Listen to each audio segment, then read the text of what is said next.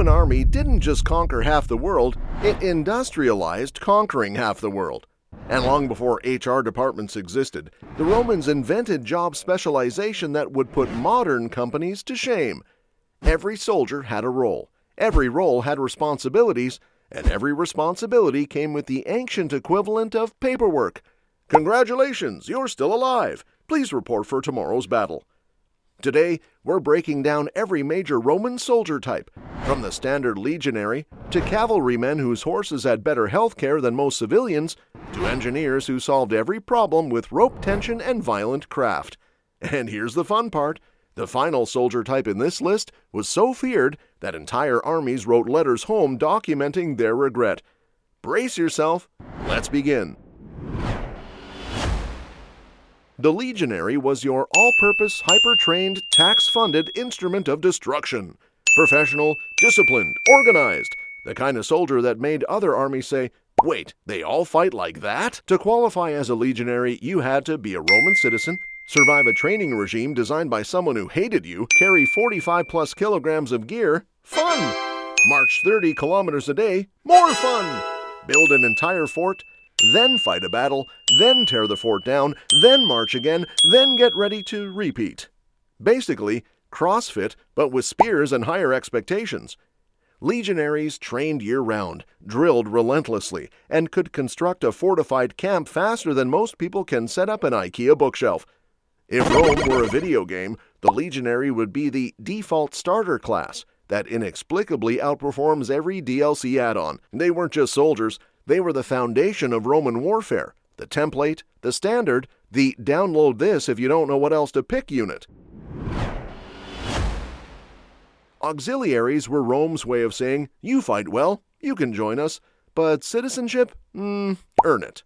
These were non-citizen troops recruited from conquered or allied regions, and Rome absolutely loved using them because they were cheaper.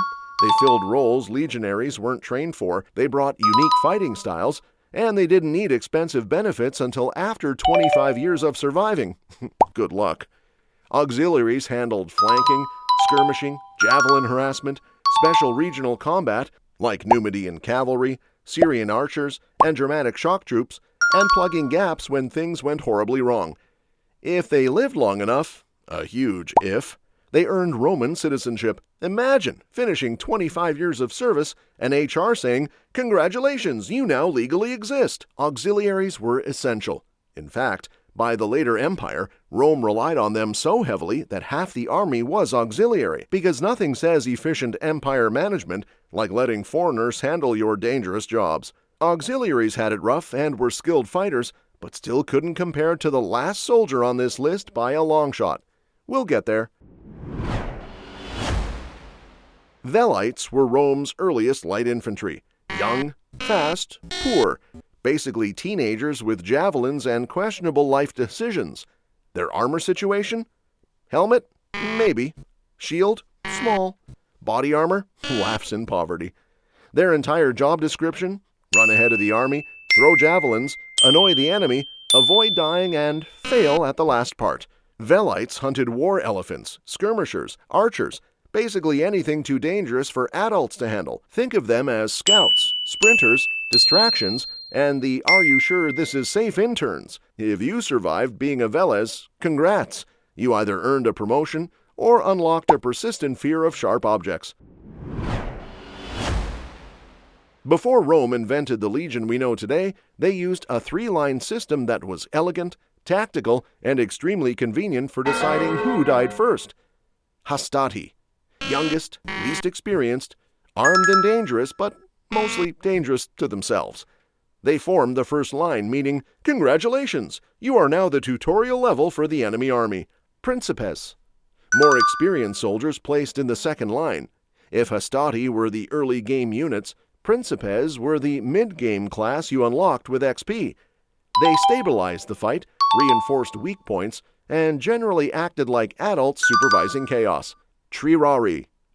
Veterans, spears, discipline. The final emergency line. The phrase, "it has come to the Triarii," basically meant, things are going not ideal. Triarii rarely had to fight because their presence alone made enemies deeply uncomfortable. This three-tier system let Rome absorb losses, rotate troops, and escalate pressure like an ancient difficulty slider. It worked so well that entire armies fled before the Triarii even looked in their direction. The Equites were Rome's cavalry, drawn from wealthier citizens who could actually afford a horse, a luxury item that cost more than a house. Their responsibilities? Flanking attacks, scouting, chasing down rooting enemies, and looking majestic while doing it. Equites weren't the strongest cavalry in Europe. That award usually went to the Numidians or Gauls, but they played a crucial support role. Still, Rome loved pretending their cavalry was elite, and to be fair, some units genuinely were. Equites also doubled as social influencers, because nothing says high status like risking your life on an animal that panics at loud noises.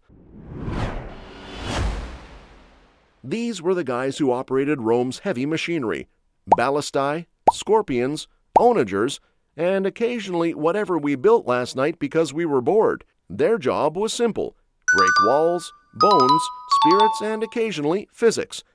Artillery crews were the closest thing Rome had to modern engineers. They calculated angles, adjusted torsion springs, maintained complex machines, and accidentally launched projectiles backwards because quality control was optional. Operating these weapons required intelligence, strength, and the ability to stand next to a giant piece of wood being pulled by ropes with enough tension to send you into orbit. Rome didn't joke around with siege warfare.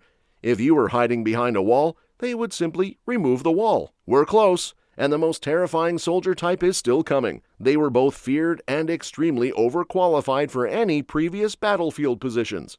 You'll see why. Centurions were Rome's mid-level officers, but unlike modern middle management, these guys were actually respected and carried weapons. Centurions trained their men, enforced discipline, led from the front, survived battle after battle, wore fancy transverse crests, and shouted instructions with voices forged from sandpaper and disappointment. They carried vine staffs, used to correct discipline, posture, and occasionally morale. A centurion was sergeant, mentor, therapist, role model, and executioner in one convenient human package. Soldiers feared them, respected them, and followed them into impossible fights. Many centurions rose from the ranks, meaning they became officers after surviving years of frontline combat. If a centurion told you to do something, you did it, because the alternative was injury, death, or worse, disappointing the centurion. Here we go. The Praetorian Guard, Rome's elite protectors, the scariest, coolest sounding, highest paid soldiers in the empire. To join, you needed strength, discipline, experience, political connections, and preferably a face that intimidated everyone you looked at. Praetorians had roles such as guarding the emperor, acting as elite battlefield troops, policing the capital, influencing politics, assassinating the emperor, depending on the day, and they were feared everywhere because they fought like legionnaires but were stronger, richer, more experienced, better equipped, and dramatically more fashionable. Enemies avoided them, generals dreaded them, emperors occasionally regretted hiring them. They weren't just soldiers, they were Rome's final boss encounter. And that's every major Roman soldier type, from the hard-working legionary, to the auxiliary fighters who earned citizenship the hard way, to the cavalry nobles, to the engineers who solved everything with siege physics, to the Praetorian Guard, Rome's best, brightest, deadliest, and least predictable employees. Rome didn't dominate the world with luck. It used structure, discipline, specialization, and more than a little creative violence. If you enjoyed this breakdown, subscribe and tell us which Roman soldier type you'd pick to lose a 1v1 against.